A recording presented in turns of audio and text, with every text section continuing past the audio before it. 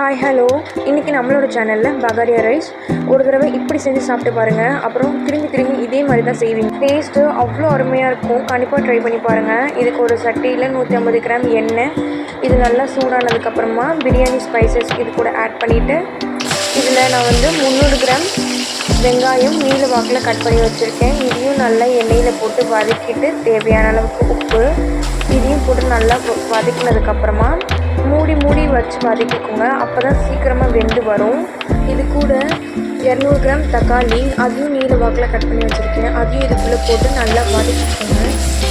நல்லா மூடி வச்சு வதக்கிக்கோங்க.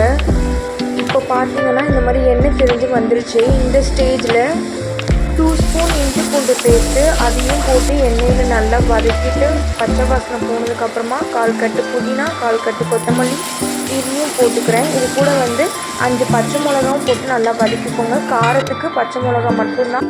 இதில் எனக்கு 1 கப்பு அரிசிக்கு 1.5 கப்பு தண்ணி.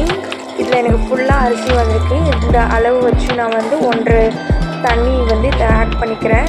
இதையும் போட்டு நல்லா கலந்து விட்டுட்டு மூடி வச்சுருங்க. நல்லா கொதி வந்ததுக்கப்புறமா இந்த அரிசியை எடுத்து போட்டுக்கோங்க. 1 kg ரைஸ் தான் இது. அது கூட இந்த தண்ணியும் அரிசியும் சமமாக வந்ததுக்கப்புறமா நம்ம தம்க்கு விட்டணும். கீழே தட்டு வச்சுட்டு மேலே வெயிட் வச்சுருங்க. இது கூட 20 நிமிஷம் கழித்து நம்மளுடைய ரைஸ் எடுத்து பார்த்தோன்னா நம்மளோட பகாரியா ரைஸ் ரெடி ஆகிடும். இந்த மாதிரி கலந்து விட்டு எடுத்துக்கோங்க. பார்த்தீங்களா எவ்வளோ உதிரியாக வந்திருக்கு.